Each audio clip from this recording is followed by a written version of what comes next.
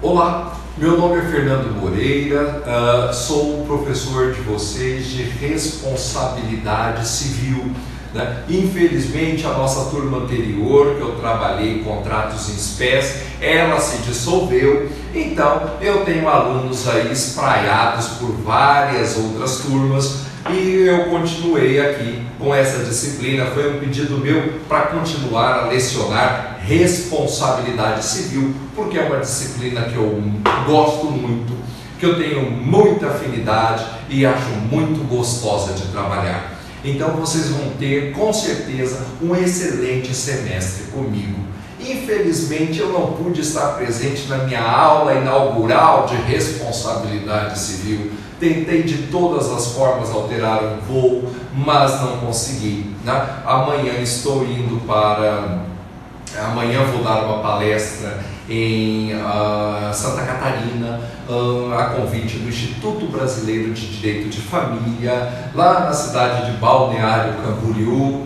Não vai ser tão boa a minha estada lá em Santa Catarina por causa do frio, que vocês já podem imaginar como está lá, mas eu vou pela causa, né? Realmente falar sobre direito de família, direito civil, lá no Instituto Brasileiro de Direito de Família, é um grande prazer. Então, não pude estar presente com vocês, mas tem aí o meu querido assistente, o Tiago, que estará com vocês e passará todas as minhas orientações, inclusive esse vídeo da minha aula, né? Espero na próxima aula rever os meus queridos alunos, espero que tenha muitos alunos que estudaram comigo no semestre passado e que agora estão nessa querida turma do sexto semestre de dedilhado. Que prazer! Espero estar com vocês nesse grande momento e espero ansiosamente para chegar logo na semana que vem. Primeira informação na tela, os meus contatos, né? Então tem um site, fernandomoreirafreitas.com.br, lá eu posto algumas informações que são relevantes para vocês. Posto também na intranet da UCDB, da nossa universidade. Lá vocês vão encontrar a minha página pessoal, onde vocês vão poder verificar os meus artigos, as minhas sugestões de leituras, os arquivos de aula que lá eu disponibilizo. Tem também o meu e-mail, fernandomoreira2103@gmail.com. Podem anotar. Se precisarem conversar comigo, é só mandar uma mensagem. E também meu site no Facebook, Fernando Moreira Freitas da Silva, é o meu nome, portanto. Vamos lá? Meu currículo. É importante falar de currículo, Fernando? Só para vocês verem o quanto que a gente já estudou, o quanto que os professores de vocês realmente têm uma boa bagagem, têm uma experiência em educação. Então, eu sou juiz de direito do estado de Mato Grosso do Sul, sou juiz eleitoral também do TRE do Mato Grosso do Sul, sou mestre em direito civil pela Universidade Estadual de Londrina, já fiz especialização em direito empresarial pela Federal de Mato Grosso, sou especialista em direito de constitucionalidade, direitos fundamentais e controle de constitucionalidade pela PUC do Rio de Janeiro, sou também especialista em gestão pública, fiz minha graduação em direito lá na Universidade Federal de Mato Grosso e sou membro do Instituto Brasileiro de Direito de Família e do Instituto Brasileiro de Direito Civil. Portanto, nessa área que eu leciono para vocês, eu tenho um conhecimento já adquirido aí ao longo dos anos e eu espero que isso contribua e muito para que vocês se interessem por essa disciplina, por essa importante disciplina que vai ajudá-los e muito na vida prática. Aliás, dentro do nosso ordenamento jurídico, tenho a certeza que o direito civil, ele vai acompanhar vocês em toda a carreira, por toda a vida. É muito raro uma pessoa que trabalhe com direito e não trabalha com direito civil, né? O contrário é verdadeiro, muitas pessoas nunca mexeram com direito penal na prática, mas trabalhar sem direito civil é praticamente impossível. Mas por que você fala isso, Fernando? Porque a carreira de promotor, a carreira de juiz, de defensor, de procurador do Estado, todas elas mexem com o direito civil. E advogado nem se fala, porque o advogado precisa do direito civil para sobreviver. porque é daí que ele ganha os seus honorários e que vai manter os seus escritórios de advocacia. Portanto, é muito importante estudar direito civil e eu espero que vocês tenham uma grata experiência comigo nessa matéria. Como é que funcionam nossas aulas, Fernando? Como que você faz? As nossas aulas são assim, são aulas expositivas dialogadas. Então, eu exponho a matéria, exponho alguns pontos para vocês e vocês participam realmente, fazem perguntas, tiram todas as suas dúvidas e nós vamos falar de coisas muito interessantes juntos. Avaliação. Como é que funciona isso? Nós teremos 3 avaliações. A P1 é a primeira prova, ela é marcada pelo CDB, pela nossa universidade. Então, ao CDB marca, já está o calendário de prova disponível para vocês. Então, você já tem isso previamente da coordenação, quando será a prova P1. O que é que cai nessa primeira prova? A matéria até onde nós pararmos às vésperas da prova. E depois vocês têm a chamada P2, que é aquela que já é ao final do nosso semestre, que é a matéria de onde paramos na prova anterior até onde pararmos para essa nova prova. Então, são 2 provas que vocês têm. Essas provas são obrigatórias e são marcadas pela própria universidade. O que eu faço de diferente? Eu coloco a P3, é uma outra prova que eu acrescento. E essa outra prova, ela vale de 0 a 10, tal como as outras, mas com uma característica diferente. Essa avaliação P3, ela é dada em razão da participação de vocês na minha aula. Ou seja, a cada aula que nós fazemos uma atividade, vocês vão receber um ponto, ou seja, pode de 0 até 1. E como que funciona isso, Fernando? Então, eu dou um conteúdo, a partir do momento que eu fechar esse conteúdo, ou em uma aula, ou na aula seguinte, terminou a nossa aula, terminou aquele conteúdo, eu aplico uma avaliação para vocês sobre o assunto que nós acabamos de estudar. Isso é fantástico, porque a matéria está fresca na cabeça de vocês. Vocês estão sentados, assistindo às minhas aulas, participando, discutindo e, de repente, ao final dessa aula, já fazem ali uma prova, uma provinha rápida, uma provinha objetiva, geralmente de verdadeiro ou falso, e ali você vai colocar, responder 10 questões. Cada questão dessa valendo 1/10 e totalizando 1 ponto. Nós faremos durante o semestre 10 avaliações dessas, cada uma valendo 1 ponto, ou seja, você vai ter uma nota pela sua participação em sala. Fernando, e se eu faltar a aula? Infelizmente, se você faltou a aula naquele dia, por qualquer motivo que seja, inclusive de saúde, é porque você não participou daquela aula, então você não vai acumular aquele ponto. Você vai disputar o ponto seguinte na aula seguinte. E assim nós vamos fazendo. Já aviso, fiquem tranquilos, na aula de hoje não haverá essa avaliação, mas com certeza na aula seguinte, na aula da semana que vem, eu começarei com a nossa primeira avaliação. Ok? E ao final, se não conseguiu passar juntando essa P1, essa P2 e mais essa P3, são somadas cada uma de 0 a 10, dividida por 3 essa nota, e aí é a sua média final.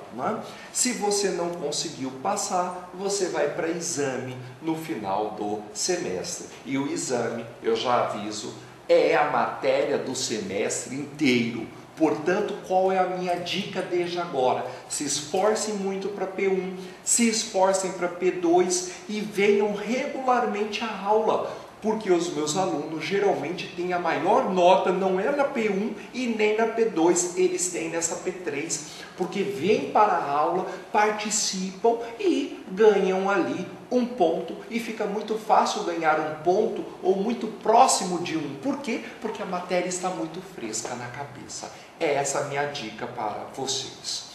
Fernando, as suas aulas têm muito slide? Sim, eu uso muito slide. Todas as minhas aulas praticamente serão com slides.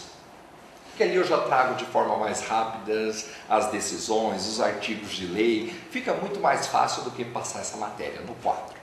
Então, eu utilizo esses slides. Eles são disponibilizados? Não serão nesse semestre. Então, eu não vou disponibilizar os meus slides, seja por questões de direitos autorais, que eu tenho que preservar isso para futuras publicações, quer porque isso inibe você de escrever. Eu preciso que você escreva, faça as anotações em sala, porque isso ajuda muito ao final nessa avaliação que nós vamos fazer. Então, segredo da minha disciplina, tenha um caderno organizadinho, tenha um caderno montado com todas as nossas aulas.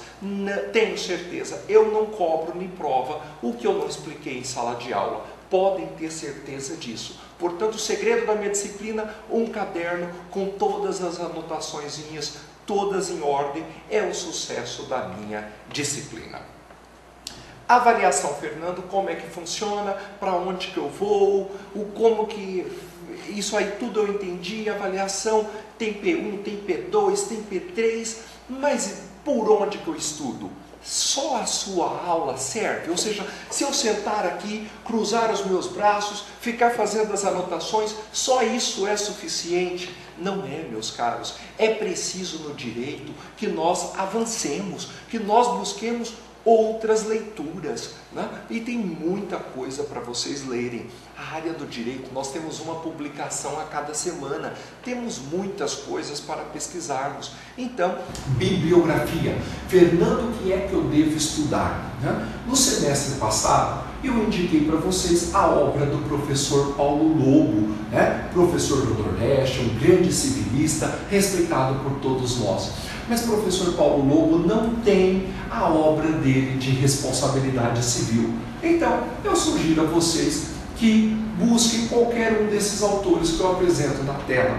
Professora Maria Helena Diniz, para quem gosta de mais pesquisa, de uma linguagem mais rebuscada, de um conteúdo mais abrangente. Professora Maria Helena Diniz. Tem também o professor Caio Mário da Silva Pereira, né, já falecido, mas que a obra é atualizada pelo querido professor Gustavo Tepedino, lá da UERJ. É um livro atualizado, foi escrito por Caio Mário, mas é bem atualizado por esse professor importante da UERJ de Direito Civil, professor Gustavo Tepedino. Eu recomendo também a leitura e você vai buscar aquele que escreve com uma linguagem que você gosta mais. É simples. Você que vai escolher o seu livro, não sou eu. Eu só dou opções.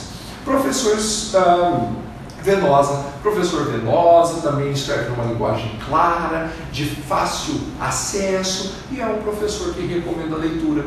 Professor Carlos Roberto Gonçalves também, tem muitos alunos que gostam de Carlos Roberto, fica a dica.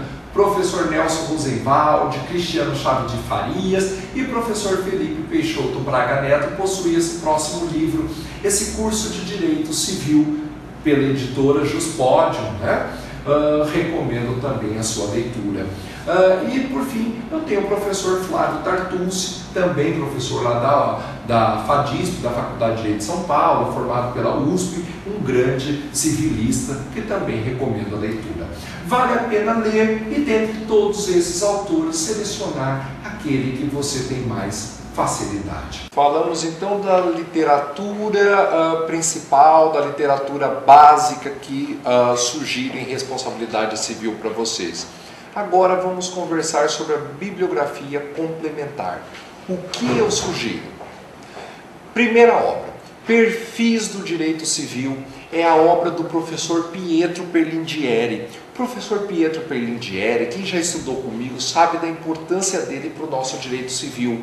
É um professor italiano da Universidade de Camerino, lá da Itália, e que teve essa sua obra traduzida pela professora Maria Cristina de Tico, uma grande amiga e professora lá da Itália, que fez a tradução dessa obra para o português. É uma obra que eu recomendo, vale a pena a leitura. Todos os programas de pós-graduação, de graduação, pós-graduação, mestrado, doutorado, exigem a leitura dessa obra em Direito Civil no Brasil. Vejam a importância do professor Perlindieri, né? Então, quem segue muito essa linha aqui no Brasil é a Universidade Estadual do Rio de Janeiro, a UERJ, né? Tem uma linha muito forte em direito civil que é seguida, que segue essa obra de Perlindieri.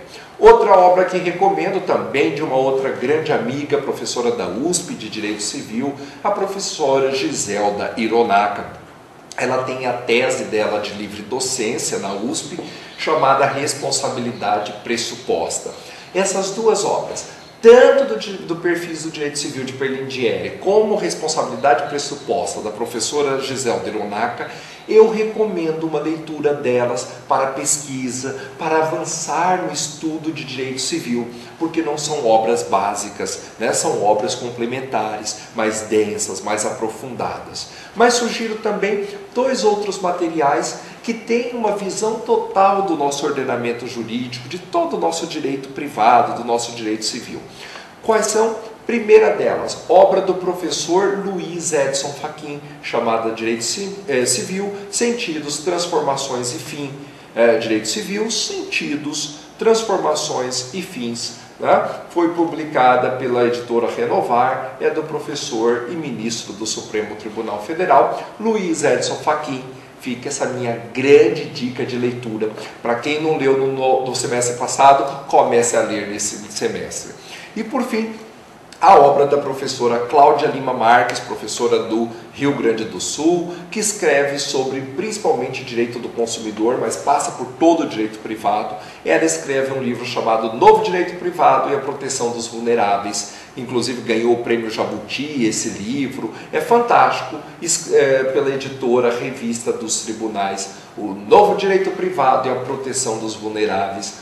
Tanto esse livro da Cláudia Lima Marques como de Luiz Edson Fachin dão uma visão gigantesca de todo o nosso ordenamento jurídico. Vale a leitura. Essa leitura, apesar de ser complementar, ela é obrigatória para todos os que estudam direito civil e, sobretudo, para todos que são meus alunos. Vamos estudar esse brinquedo. Próximo assunto, quero falar a vocês sobre 10 conselhos que dou a jovens estudantes de direito toda vez que nós iniciamos um curso, sobretudo no caso de vocês, que muitos não foram meus alunos no semestre passado. Primeira dica, invista na língua portuguesa. Eu vou dizer a vocês que a grande maioria dos estagiários de direito que querem vir trabalhar comigo aqui no fórum, quando eu faço a seleção desses estagiários, muitos não conseguem escrever. Nós temos um problema muito grave no Brasil, que é a falta de preparação, é a falta de leitura, é a falta de base. Quem não lê não sabe escrever, e isso é verdade. As pessoas têm dificuldade para redigir um texto e não têm essa facilidade porque não leem, porque não estudam. E para fazer isso, para escrever bem, tem que treinar e tem que estudar redação, tem que estudar gramática, tem que estudar a nossa língua portuguesa. Isso é muito importante para quem vem para a área do direito. Eu vou falar para vocês, por exemplo, uma situação que acontecia comigo. Eu era assessor jurídico no Ministério Público de Mato Grosso. E lá no Ministério Público a gente tinha um setor que só cuidava de elaborar recursos. E eu era um dos responsáveis por esse setor e tinha uma quantidade considerada de estagiários ali que ia trabalhar conosco. E sempre que nós fazíamos a seleção desses estagiários, a gente pedia para escrever sobre os assuntos mais bobos possível. Por exemplo, a gente pedia para escrever sobre minhas férias. E o estudante dizia, nossa, mas eu presto um concurso para estagiário e minha redação é sobre minhas férias? É claro, quem sabe escrever sobre minhas férias, sabe escrever sobre qualquer coisa. Então, a gente, pela uma redação sobre minhas férias, eu já sei se a pessoa sabe escrever ou se não escreve bem. E aí fazemos nossa seleção. E eu digo a vocês, a quantidade de petições que são feitas por advogados, que são minutadas por estagiários, que são mal escritas, que depois que chega no juiz, o juiz não entende nem o que está escrito ali, não sabe nem o que o advogado quis dizer. Fora quando vê ali erros muito graves de língua portuguesa. Então vamos ter cuidado com isso, vamos estudar português, é a minha primeira dica. Antes de estudar direito, comece estudando português. Segundo, não se assuste com a quantidade de matérias. A nossa área do direito, ela é repleta de matérias. Nós temos muito conteúdos. Tem conteúdos que vocês vão sair daqui da faculdade e que não vão estudar. Fernando, tem disciplina que isso acontece? Tem, isso é comum, porque nós não conseguimos, nesses 5 anos de faculdade de Direito, colocar todas as matérias. É muito conteúdo, até o tempo da nossa aula tem que ser cronometrado para conseguirmos chegar ao final do semestre e cumprir todo o nosso conteúdo. Então, não se assuste com a quantidade de matérias, mas se preocupe em estudar muito bem aquilo que nós propusermos a vocês, ok?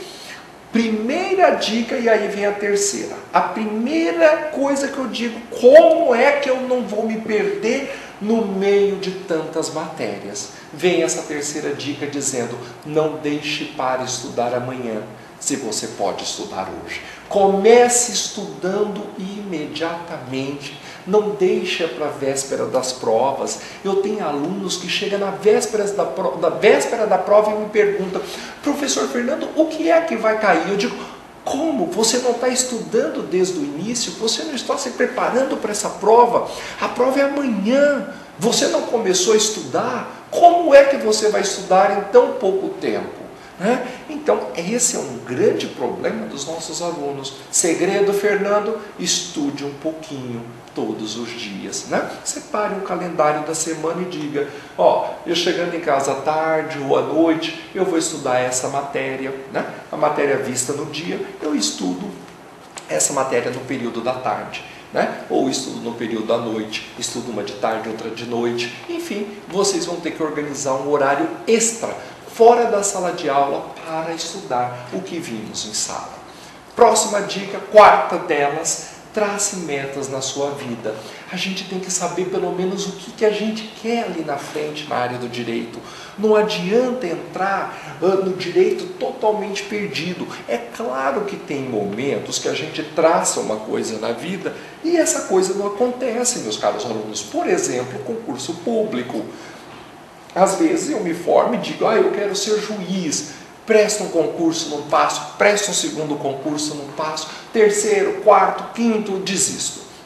Então, para chegar no final, para saber aquilo exatamente que eu quero, vocês vão ter que traçar metas. Tem que dizer, eu quero chegar lá naquele cargo, eu quero fazer tal atividade da minha vida profissional, mas o que eu preciso começar fazendo agora? O que precisa fazer agora é estudar e futuramente preparar-se por meio de um estágio, por exemplo, para enfrentar essa vida ali adiante. Quinta dica, persista sempre. Isso vai acontecer muito na vida de vocês. Se vocês nunca perderam lá fora, sejam bem-vindos ao ambiente em que todos nós somos perdedores. Isso é da vida, isso é natural, nós vamos sofrer muitas derrotas. Então, comece a se acostumar com isso desde agora. A gente vai cair, a gente vai ter uma nota baixa, eu vou reprovar talvez uma disciplina, mas isso jamais vai ser obstáculo para me impedir de continuar a lutar, de continuar a persistir para chegar naquela minha meta, para alcançar aquele sonho que eu tanto desejei. Sexta dica, não busque atalhos. Vocês vão encontrar pelo direito muitos e muitos atalhos. Vocês vão encontrar livros, por exemplo, que falam de estude direito constitucional descomplicado, direito civil facilitado, direito civil desenhado. Não vão atrás desse tipo de livro. Não é o livro que vocês precisam. Vocês precisam de livros densos, estudar a matéria, conhecer a fundo, buscar a origem do instituto, verificar como que ele se aplica, pesquisar coisas novas, novidades envolvendo aquele instituto que você acabou de usar. E esses livros descomplicados, facilitados, eles não vão resolver a sua vida. Mas, Fernando, por que é que eles não resolvem a minha vida? Pelo seguinte, meus caros, no direito não vem nada mastigado.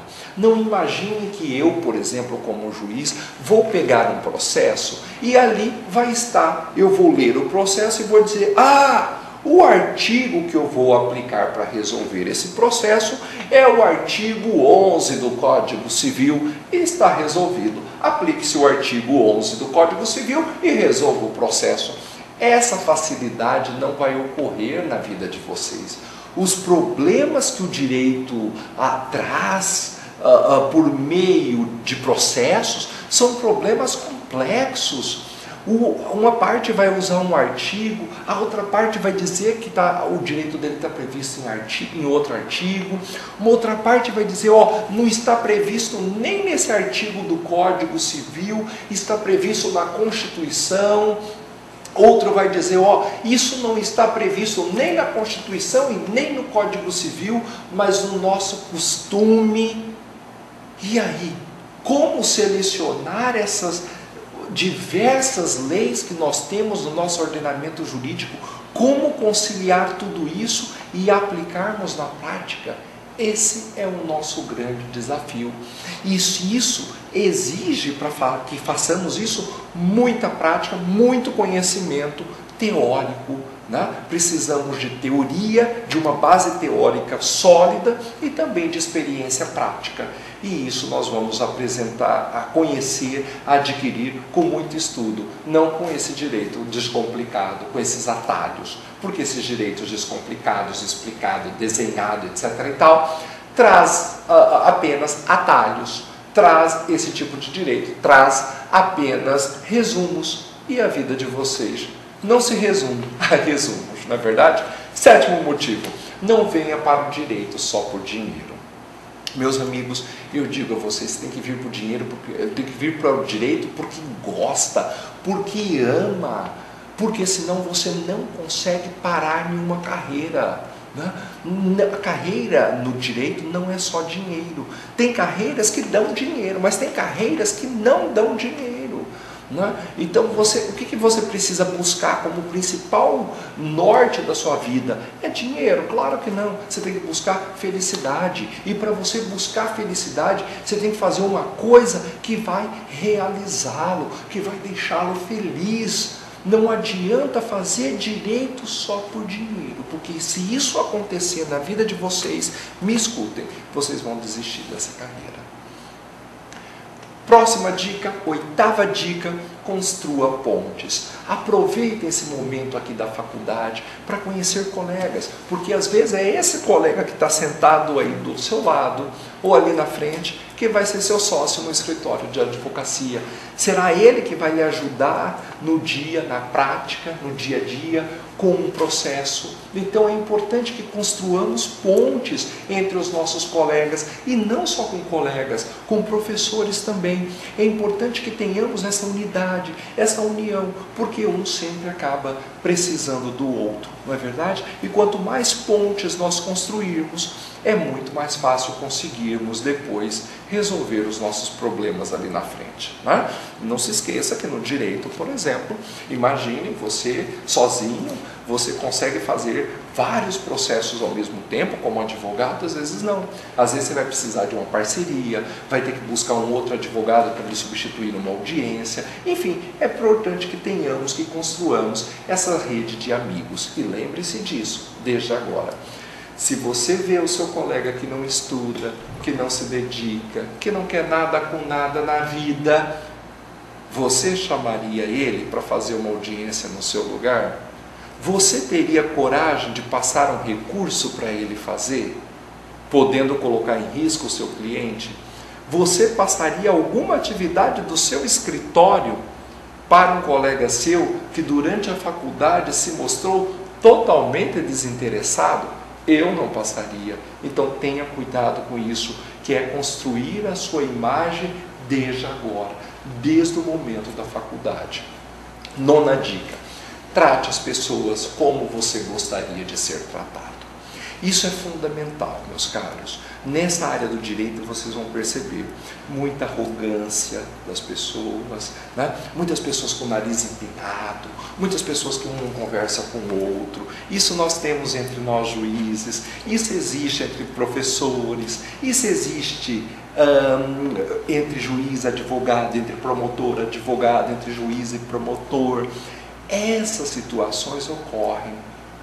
E eu sou totalmente contra, não sou assim, não é meu estilo, e eu acho que é um estilo, e essa forma de viver deveria ser replicada, né? Nós devemos tratar, eu sempre digo isso no fórum para os meus funcionários, eu digo o seguinte: escuta, eu que sou juiz, que sou a autoridade mais alta aqui dentro desse fórum, eu não trato os meus funcionários de uma forma mal educada, eu não xingo ninguém em público, eu não grito com ninguém em público, eu sempre chamo para conversar na minha sala, sou educado com as pessoas e eu quero que vocês façam isso com o público que venha frequentar aqui o fórum, né? Então eu acho que isso é importante que tenhamos em mente desde agora. Trate as pessoas como você gostaria de ser tratado. Eu digo aos meus funcionários o seguinte: trate uma pessoa que entra no fórum como você gostaria que fosse tratado o seu parente mais humilde dentro de uma repartição pública. É esse o meu estilo de vida, é esse o meu lema na minha vida profissional. E eu faço realmente isso. 10. Nunca pare de estudar. Isso é óbvio. O direito, ele sempre se atualiza, nós temos uma lei a cada momento, então não dá para parar de estudar, nunca. Né? Nós temos agora, eu estou indo para Santa Catarina participar do IBDFAN, ali nós já estamos com o nosso Estatuto da Criança e do Adolescente, que já completou 27 anos o Estatuto da Criança e do Adolescente, e até hoje nós não conseguimos aplicar como deveria esse Estatuto, né? Até hoje ele não é aplicado corretamente. E nós já estamos pensando em mudar a lei, né? Tem lá no Instituto Brasileiro de Direito de Família, IBDFAN, um projeto para alterar totalmente o Estatuto da Criança e do Adolescente no tocante ao processo de adoção. E eu sou um dos colaboradores na elaboração desse anteprojeto, né, de alteração legislativa. E vou lá para debater esse assunto. Então, muito antes de mudar uma lei, nós já estamos lá preparando essas mudanças, estudando essas mudanças. Então, direito, meus caros, é estudo constante. Isso vai acompanhar a vida de vocês. Eu não gosto de estudar, Fernanda, eu não gosto de ler, eu não gosto de... O que você está fazendo no direito? Né? Vai procurar outra área se você não gosta de ler, se você não gosta de estudar. Direito não é lugar para quem não gosta de estudar. Direito não é lugar para quem não gosta de ler. Porque o direito precisa disso, é a ferramenta básica para trabalharmos, é a leitura, é o estudo. Ok? Ficam, portanto, essas minhas dicas, essas minhas 10 dicas, ou esses 10 conselhos a jovens estudantes de direito. Na sequência, depois de falarmos então desses 10 conselhos que dei a vocês para exercerem essa atividade de estudantes de direito e futuramente de bacharéis em direito, vamos conversar agora sobre o direito civil. Nós já estudamos parte geral do direito civil, já estudamos direito das obrigações, já falamos dos contratos, né, da teoria geral dos contratos e de contratos em espécie no semestre passado. E o que vem agora? Vem a responsabilidade civil. Olha que coisa interessante. O direito civil não é à toa que ele passa por todas as fases de nossa vida, né?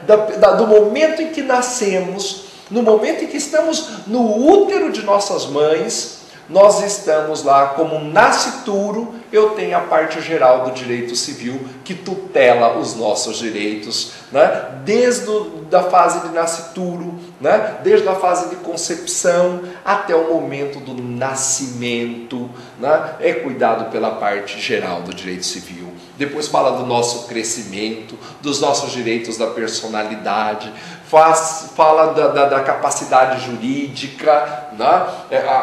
Que momento que o sujeito é capaz de exercer pessoalmente os atos da vida civil. Depois falamos de direito das obrigações. À medida que nós vamos crescendo, nós vamos contraindo obrigações, vamos assumindo contratos, formando contratos de várias espécies, alguns até contratos malucos, como o contrato de namoro que nós falamos no semestre passado, em que as pessoas, para fugirem da situação da vida, da constituição de união estável, que é um instituto jurídico muito sólido e previsto inclusive na Constituição Federal, inventaram essa maluquice do contrato de namoro, excluindo todos os direitos entre as pessoas que vivem em união estável, ou seja, um absurdo, não tem validade alguma isso para o nosso ordenamento jurídico, conforme estudamos no semestre passado.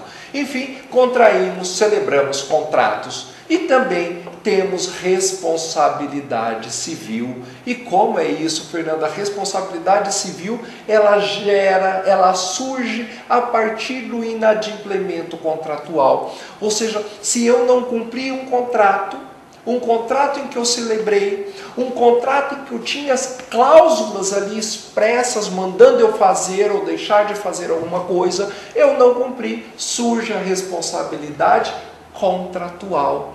Mas além da responsabilidade contratual, eu também, mesmo não tendo contrato nenhum com a parte adversa, eu posso causar um dano. Imaginem vocês que eu estou dirigindo o meu veículo com excesso de velocidade e mato uma pessoa. Eu pratiquei um dano. Eu não violei um contrato porque eu, motorista, não tinha nenhum contrato com aquele pedestre, mas cuidado, eu violei a lei, e a lei faz surgir a responsabilidade extracontratual. Portanto, meus caros, eu tenho isso que forma a responsabilidade civil. Violação de um contrato, responsabilidade contratual. Violação da lei, responsabilidade extracontratual. E isso forma aí essa disciplina fantástica que nós vamos estudar nesse semestre. Além do direito dos contratos, além da responsabilidade civil, temos o direito de empresa, também previsto no Código Civil, que vocês estudam com o professor de direito empresarial. À medida que a pessoa vai crescendo, ela também vai comprando coisas, ela vai tendo posse, ela vai tendo propriedade, institutos como o uso capião surgem na nossa vida, e depois disso ela já adquiriu a casa dela, ela já cresceu, já celebrou seus contratos, ela está pronta para se casar, ou viver em união estável, ou viver numa família sozinha, porque até a pessoa solteira, segundo decidiu os nossos tribunais superiores, pode constituir, então, um arranjo familiar da pessoa solteira. Então, ela pode constituir uma família, de uma pessoa só, de mais de uma pessoa, ou até famílias de várias uniões, que nós temos, como a família recomposta, por exemplo, que nós vamos estudar lá na frente em direito de família. Por fim, a pessoa viveu a sua vida inteira, chega ao final com um destino certo para todos nós, a nossa morte. E com a nossa morte, nós vamos ter o direito das sucessões, que vai regulamentar toda a nossa divisão patrimonial. São essas as considerações que entendo relevantes acerca dessa visão panorâmica do direito civil, do nascimento até a morte, e partamos um pouquinho para falar sobre o direito civil constitucional. Vamos a ele. O que nós conversamos já no semestre passado? Quem foi meu aluno sabe disso. Nós temos um fenômeno chamado de constitucionalização do direito privado. Esse fenômeno chamado constitucionalização do direito privado foi iniciado na Itália pelos professores Pietro Perlingieri e pelo professor Stefano Rodotà. Este último, Rodotà, já falecido, faleceu recentemente. E o professor Pietro Perlindieri é esse que está na foto comigo, na Universidade de Camerino, aí na Itália, que tive a honra de estudar com esse professor, que hoje é um dos civilistas vivos mais respeitados no mundo, é o professor Pietro Perlindieri, né, que trouxe esse fenômeno tão estudado no Brasil hoje, da constitucionalização do direito civil. O que prega esse fenômeno, então, da constitucionalização do direito civil, também chamado de despatrimonialização, também chamado de personalização ou de repersonalização do direito privado? O que se trata esse fenômeno? Constitucionalização do direito privado significa analisar os institutos de direito privado à luz da Constituição Federal. Significa que a Constituição Federal, o direito constitucional, ele ocupa o centro do nosso ordenamento e todas as outras leis, todos os outros ordenamentos devem observância à Constituição Federal. E Fernando, por que a Constituição Federal ela é mais importante? Ela é tão importante que ela ocupa o centro do ordenamento jurídico. Porque a Constituição Federal tutela a pessoa humana. Lá no artigo 1º, inciso 3º da Constituição Federal, nós temos lá que a pessoa humana ela é fundamento da República Federativa do Brasil. Então, a relevância da pessoa humana é esse centro do ordenamento e todas as outras leis, todos os outros artigos do Código Civil devem observância à Constituição, à pessoa humana. Nós dizemos então que houve uma verdadeira guinada no nosso direito, pois ele mudou de um direito do ter, de um direito patrimonial que sempre vigorou no nosso ordenamento jurídico, com a Constituição Federal, sobretudo a Constituição de 88, a pessoa humana ela vem para ocupar o centro, ela vem para ocupar o norte do nosso ordenamento jurídico. E nós temos que, após a Segunda Guerra Mundial, né, as constituições federais de vários países modernos, né, elas vieram para trazer expressamente a preocupação com a pessoa. A pessoa humana, ela ganha o centro do nosso ordenamento jurídico. E aí nós temos, por exemplo, e observem isso, a Alemanha, o artigo 1º da Constituição da Alemanha, que é de 1949, ele traz lá que a dignidade da pessoa humana é intangível, respeitá-la e protegê-la é a obrigação de todo o poder público. Olha a importância que se dá à dignidade, né? A Constituição da Alemanha, que viveu o nazismo, chega e diz a dignidade da pessoa é o centro do nosso ordenamento jurídico. Aí vem o artigo 20 dessa Constituição alemã, que vale a pena dizer, ele fala que o poder legislativo está submetido à ordem constitucional. E os poderes executivo e judiciário obedecem à lei e ao direito. Olha que coisa interessante, Fernando. Então a Constituição da Alemanha faz uma distinção entre lei e direito, já que os poderes devem observância à lei e ao direito, fazem. Por quê? Porque por muitos anos, na Alemanha, se utilizou da lei para se cometer as atrocidades do nazismo, né? Ou seja, em nome da lei se praticou atrocidades. Então, a Constituição diz, olha, não basta observar a lei, tem que observar o direito. Fantástico esse artigo da Constituição da Alemanha, né? Lembra que o juiz não é escravo da lei, o juiz é escravo do direito, o juiz é escravo da Constituição Federal, né? Ele tem que observar a lei, mas ele tem também que observar a Constituição, porque se uma lei estiver em descompasso com a Constituição, se uma lei infraconstitucional estiver em descompasso com a dignidade da pessoa humana, o juiz tem que declarar a sua inconstitucionalidade. Lembro a vocês que quando eu tomei posse como juiz aqui do estado de Mato Grosso do Sul, a primeira coisa que fiz é um juramento em dizer que obedecerei à lei e à Constituição. Olha só, não basta observar a lei, Fernando, tem que observar a lei e também a Constituição, né? Porque ela é o centro do nosso ordenamento. Esse é no centro. Eu já digo a vocês, sempre revisem o artigo 1º até o artigo 5º. Lembrando que o artigo 5º da Constituição tem 78 incisos, então revisem todos eles sempre que puderem. Por quê? Porque esse artigo 1º até o 5º, inciso 78, ele vai regular boa parte de nossa vida, não só como estudante, mas também como profissionais depois de formados, né? Eles são muito importantes, esses artigos, vale a pena relê-los com frequência.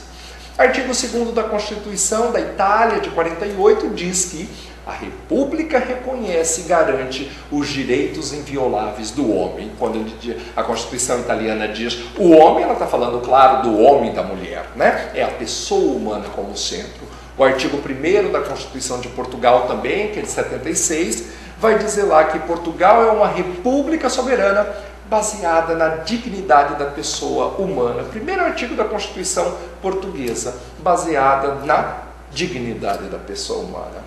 Artigo 1º da Constituição espanhola, que é de 78, a dignidade da pessoa humana é fundamento da ordem política e da paz social.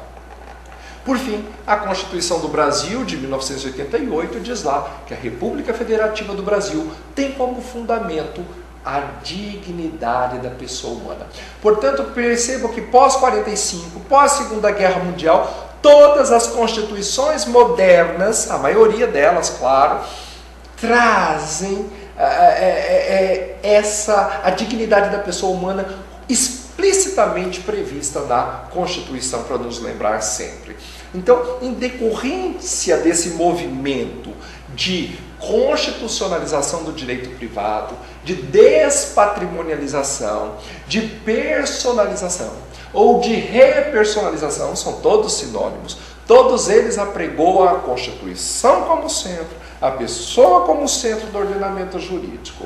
E nessa nova concepção, a pessoa humana e a Constituição Federal assumem o nosso centro do nosso ordenamento. A primeira lição é essa. Segunda lição: as legislações infraconstitucionais que versam sobre direitos humanos, como que elas são recepcionadas pelo nosso ordenamento jurídico? Por muito tempo se entendeu que os tratados sobre direitos humanos, né, que versam sobre direitos humanos, eles vinham para o nosso ordenamento jurídico como lei ordinária. Essa sempre foi a regra do nosso ordenamento jurídico. Ocorre que com a Emenda Constitucional 45 de 2004, houve uma mudança explícita no artigo 5º, parágrafo 3º da Constituição. Porque esse artigo 5º, parágrafo 3º, ele disse o seguinte: olha, todas as vezes que eu tiver um tratado internacional de direitos humanos, que esse tratado for aprovado no Brasil em 2 turnos de votação em cada uma das casas do Congresso, ou seja, 2 turnos na Câmara dos Deputados e 2 turnos no Senado, toda vez que esse tratado internacional for aprovado em 2 turnos em cada uma dessas casas, então 2 rodadas na Câmara, 2 rodadas no Senado, e por 3/5 de votos dos respectivos membros, ou seja, 3/5 de voto na Câmara e 3/5 de voto no Senado, eles não vão ter mais força de lei ordinária, eles vão ter força de emenda à Constituição, emenda constitucional, ou seja, tratado de direitos humanos que vierem para o ordenamento jurídico com observância desse quórum especial, em 2 turnos de votação em cada casa, com 3/5 dos votos em cada uma delas, tem força de emenda à Constituição, tem o mesmo nível de um artigo da nossa Constituição.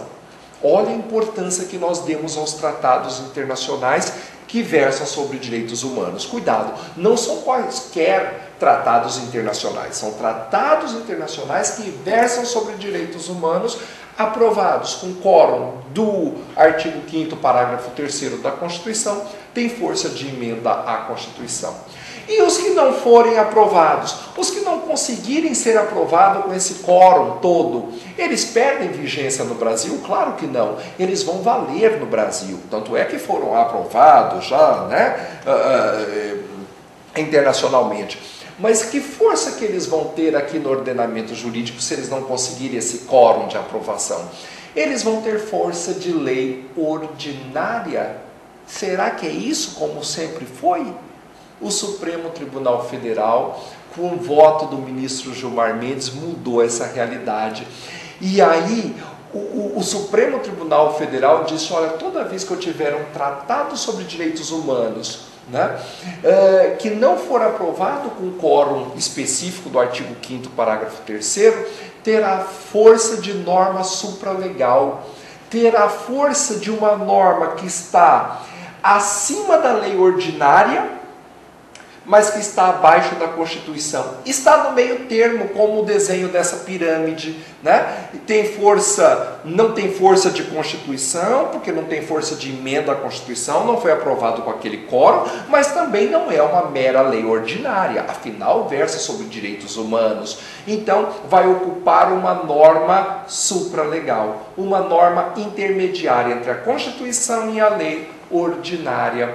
E qual que é a consequência disso? Todas essas normas infraconstitucionais do nosso ordenamento, tudo que está escrito no Código Civil, tudo que está escrito no Código de Defesa do Consumidor, tudo que está escrito no Código de Processo Civil, deve observar as normas supralegais que estão acima das normas ordinárias, porque os códigos são todas normas ordinárias, Código Civil, Código de Processo, Código de Defesa do Consumidor, todas normas ordinárias. Então, a norma tem que observar a norma supralegal que está acima dela e também tem que observar a Constituição Federal.